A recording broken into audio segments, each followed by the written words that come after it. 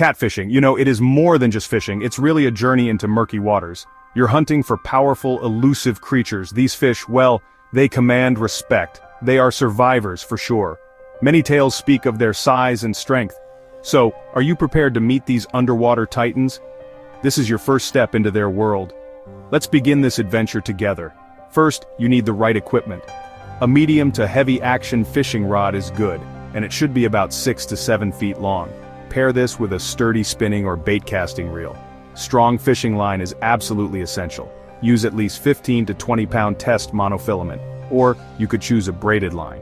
These fish will test your gear, so don't go unprepared. Next, let's consider the bait. Catfish have keen senses and they're drawn to strong smells. Classic baits include night crawlers or worms. Cut bait like pieces of fish works very well.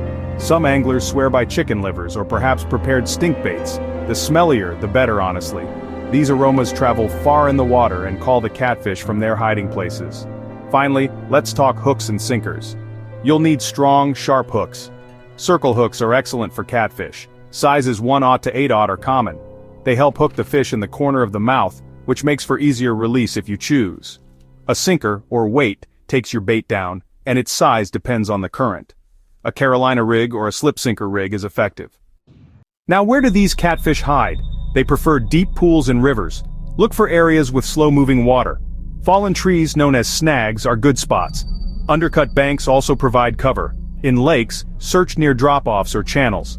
Catfish love structure. It makes them feel safe. These are the layers of your quarry. The time of day matters greatly. Catfish are often most active at night. Dusk and dawn are also prime hunting times. They use their whiskers or barbels to find food. These barbels are covered in taste buds, so they can smell and taste the water. Low light conditions give them an advantage, so prepare for some after-dark expeditions. Casting your line is the next step. A simple overhead cast will do the trick. Hold the rod firmly and check your surroundings. Bring the rod back smoothly over your shoulder, then sweep it forward with purpose. Release the line as the rod tip points to your target. Aim for that promising spot you identified and let your baited hook sink to the bottom. Now begins the waiting game. Patience is vital. Catfish can be cautious, or they can strike hard. Keep your fishing line slightly taut. This allows you to feel any movement. Watch your rod tip closely for any signs. Some anglers use a bell or a bite alarm. The river holds its secrets, and you must be observant. The slightest twitch could mean a fish is near. How do you know a catfish is interested? A bite can be a gentle tap, tap, tap. Sometimes it's a slow, steady pull. Other times the line will suddenly go slack. Or the fish might grab the bait and run. Your rod tip will bend sharply downwards. Each bite tells a story. Learn to read them. Be ready to react when the moment comes. Setting the hook requires good timing.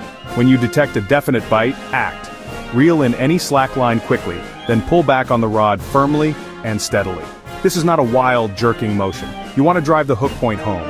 If you're using circle hooks, often the fish hooks itself. Just start reeling steadily when the line tightens. The fight is on. Catfish are strong, and they will pull hard. They might dive deep. Keep steady pressure on the line, and let your rod and reel do their work. Pump the rod up, then reel down to gain line. Guide the fish towards you, but don't rush it. For larger catfish, a landing net is very helpful. Bringing a big cat to shore is a true thrill. Once landed, handle the catfish with care. Be very aware of their sharp pectoral and dorsal spines. These can inflict a painful wound. Hold the fish firmly behind these spines or use a fish gripper tool and gloves. Decide if you'll keep or release your catch.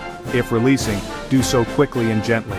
After your trip, rinse your rod and reel with fresh water and dry them well. This simple care keeps your gear ready for the next monster.